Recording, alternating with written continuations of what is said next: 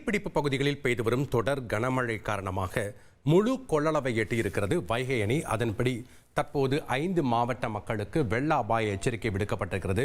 வினாடிக்கு 2500 கன அடி தண்ணீர் தற்போது திறந்துவிடப்பட்டிருக்கிறது. அந்த காட்சிகளை நாம் பார்த்து வருகிறோம்.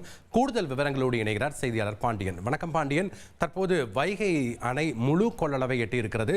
தற்போது எவ்வளவு நீர் வெளியேற்றப்படுகிறது? இன்னும் கூடுதலாக அதிகரிக்க வாய்ப்பு இருக்கிறதா?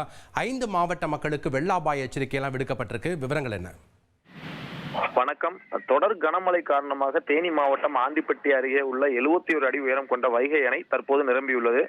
வைகை அணை பயன்பாட்டிற்கு வந்த 67 ஆண்டுகளில் இது 36வது முறையாக அணை தற்போது நிரம்பியுள்ளது. முழு கொள்ளளவாக கருதப்படும் 69 அடியை எட்டிய நிலையில் அணைக்கு வரும் தண்ணீர் அப்படியே ஆற்றில் உபரியாக திறந்துவிடப்பட்டுள்ளது.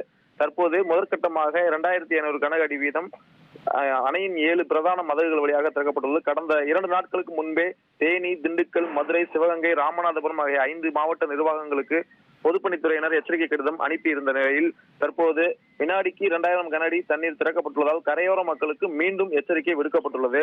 தற்போது திறக்கப்படும் தண்ணீரில் அளவை படிப்படியாக அதிகரிக்கவும் முடிவு செய்யப்பட்டுள்ளது.